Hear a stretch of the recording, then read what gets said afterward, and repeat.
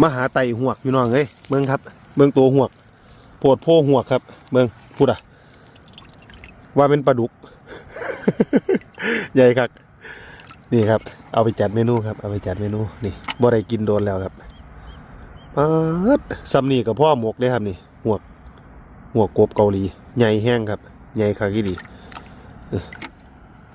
โพดโพนี่ครับนี่เนี่ยบวกน้ำครับมาจับเอา